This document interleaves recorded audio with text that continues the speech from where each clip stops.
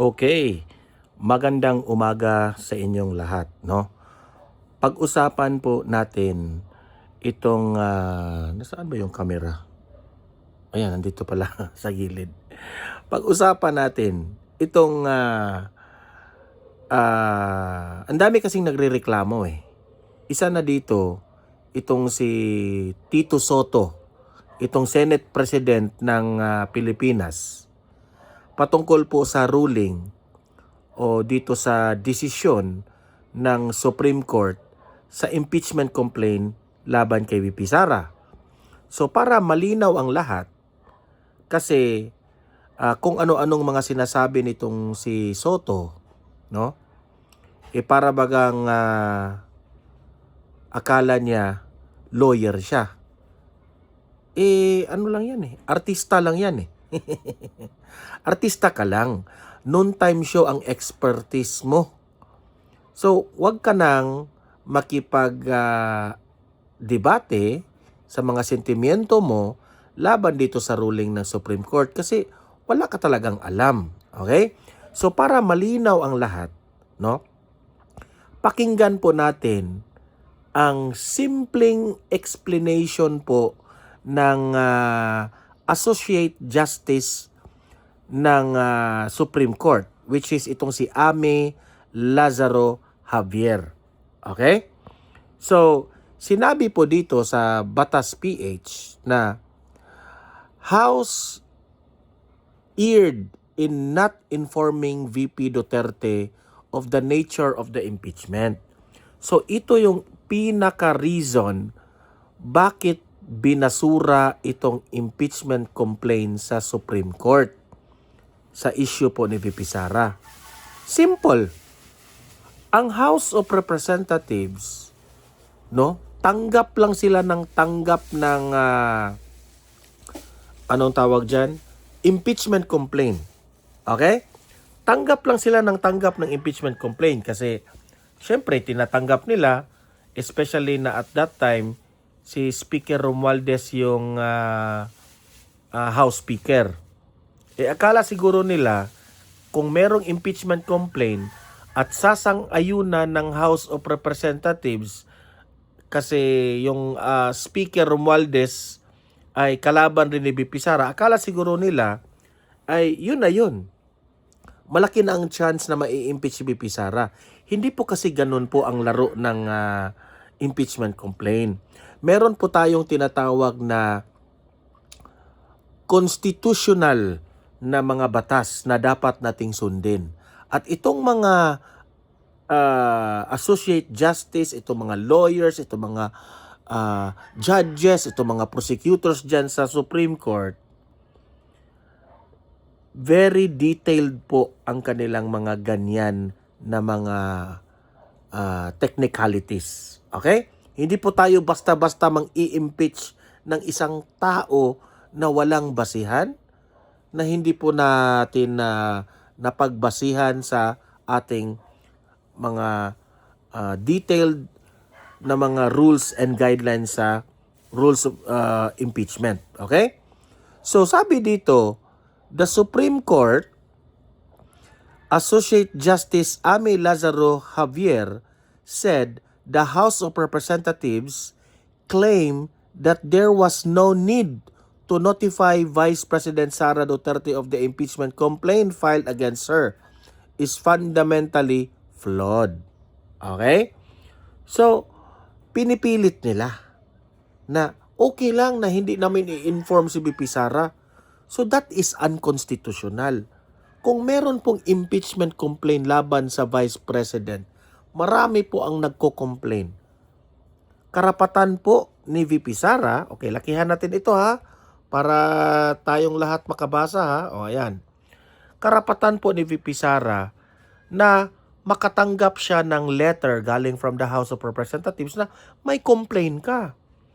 Okay? Dapat, Vice President pa yan Vice President pa yan. So dapat talaga, kagaya lang ng kahit nga sa ating mga eskwelahan, di ba? O any government offices, kung gusto ka nang manghiram ng computer ng ibang ahensya ng gobyerno, magsusulat ka ng director doon, director, manghiram kami ng 10 computer o written. Ganyan. Everything has to be written. In the case of VP Sara, ang dami pong impeachment complaint laban sa kanya tapos hindi siya binibigyan ng copy. How can she defend herself na hindi niya bibigyan ng copy? Na hindi nga niya alam na merong impeachment complaint laban sa kanya. O sasabihin niyo, yung media, naka-inform na yung media, ganun ganyan. Ibig sabihin, wala kayong respeto sa Vice Presidente. Di ba?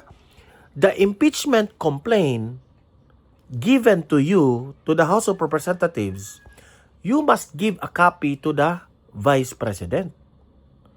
Hindi basta-basta na file lang kayo ng file ng impeachment without letting the Vice President know. That is unfair on the part of the office of the Vice President and as well as the Vice President. Okay?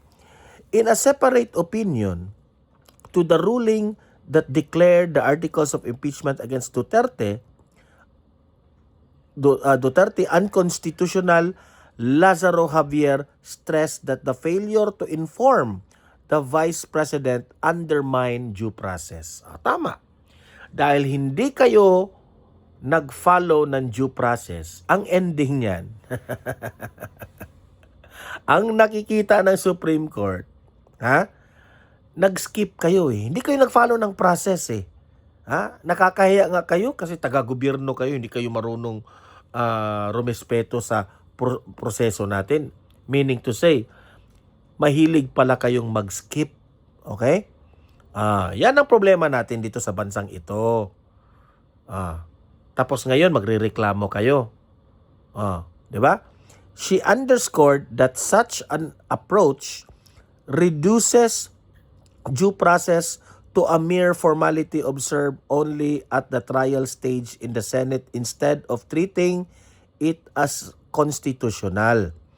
Guarantee that must be upheld throughout the impeachment proceedings. So meaning to say, binabastos ninyo ang proseso natin. Ang ating process of the impeachment. Okay? Nilaktawan ninyo. Kasi, ang opinion ko dyan, bakit nila nilaktawan ito? Hindi nila pinaalam ang Vice President kasi atat na sila, na sila yung makaupo, kasi yung buwaya nilang buwaya nila na House Speaker, atat ng maging presidente. Ayan tuloy, natuklasan na ang taong bayan galit na galit sa kanya kasi siya yung pinagbibintangan sa flood control. Di ba? Yan ang napala ninyo kasi greedy kayo for power. Okay? Kaya hindi kayo mananalo. Sa 2028, ang gusto ng taong bayan, si VP Sara. So, basahin natin mismo. Okay? Ano ba ito? Wait mo na kasi yung mukha ko na enlarge eh. Ayan. Basahin natin mismo itong sinabi mismo ni Associate Justice Amy Lazaro Javier, okay? Para naman ay alam ninyo na ito pala yung mga kasi nag-reason out siya eh. Okay? Ilagay lang natin dito sa kabila para mabasa natin lahat. Ayan. Okay. So ito po yung sinabi niya. The House of Representatives has maintained that Vice President Duterte need not be notified or heard at this stage, asserting that she could very well be informed of and heard on the specific of the complaint only during trial. So unfair.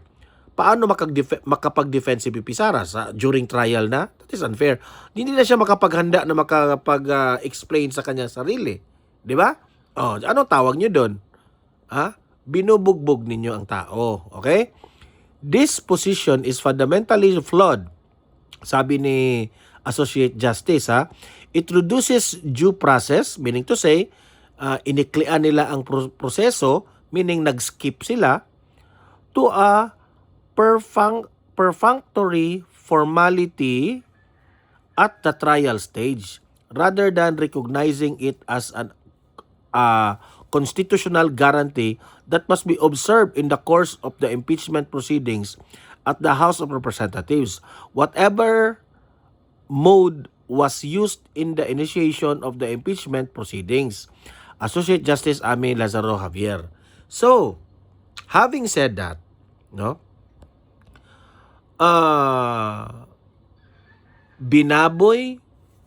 binastos ninyo ang Vice President. Kasi everything has to be professionally delivered.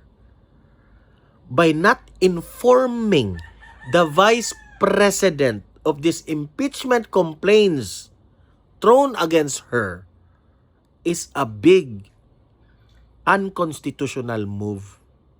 Okay? Government official yan. Hindi nga yan barangay kapitan. Hindi nga yan barangay councilor. Hindi nga yan mayor. Hindi nga yan vice mayor o gobernador o kung ano. Vice President yan. The second highest ranking official of the land. Tapos ganyan ang asta ninyo? Parang wala kayong respeto? Kung wala kayong respeto sa ating Vice Presidente, sa mga proseso na gusto nyong gawin, how much more sa ibang mga government official? Oh, look at what happened ni Teves. Kung paano pinatalsik ni Buaya Romualdez without even letting Teves defend himself. Ako, hindi ko kinakampihan si Teves, ha. Ini-example ko lang na mali yun. Kasi, ang gobyerno po, no, hindi po pwede na decide lang tayo ng decide kasi majority sa atin, decide lang tayo ng decide. Dapat everything has to undergo proper procedure. Demokrasya tayo, di ba? Lagi nating sinasabi, demokrasya, pero kayo rin pala ang nag-violate dyan sa usaping demokrasya. Di ba?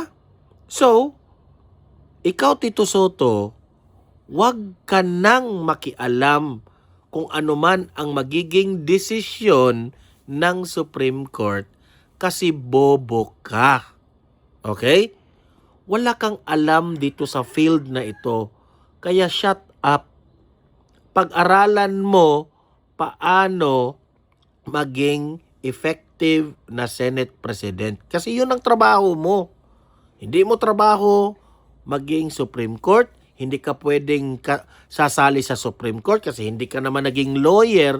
So ang layo ng kukote mo, bobo ka dito sa field na ito. Okay? Pag-aralan mo ang pagiging Senate President mo. Mag-focus ka doon. Respect the branches of government. Nabilong po kayo sa legislative branch. So you have to respect the judiciary. Okay? Simple lang yan, Soto. Pero alam ko, hindi mo ito maintindihan kasi lang kayo dyan eh. Hanggang lang kayo, laban, bawi lang kayo sa Itbulaga eh. Okay? Scripted ika nga. Ang pagiging artista ninyo, scripted yan. Meron kayong director. Dito, sa batas natin, walang director dito. This is technicalities ang inahanap natin. Masasaktan ka ngayon dahil sasabihin namin nung time show Itbulaga. Totoo naman eh. Kung totoo yan, masakit ang totoo. Kaya kayong mga audience ko dito sa Don Mar TV, ano masasabi nyo dito, ha? Mag-comment kayo sa inyong opinion at babasahin natin yan, okay? Paki-like, paki-share itong video na ito para marami po ang makaalam na taong bayan. At sa mga bago pa lang dito sa channel na ito ng Don Mar TV, paki-subscribe na kasi libre lang mag-subscribe. Pindutin nyo lang yung subscribe button, updated na kayo sa ating mga trending na mga balita. Okay? See you in my next video. Have a great day. Have a great night. God bless po sa ating lahat. Mabuhay ang Pilipinas and God save the Philippines. Bye-bye! Mabuhay si VP Sara!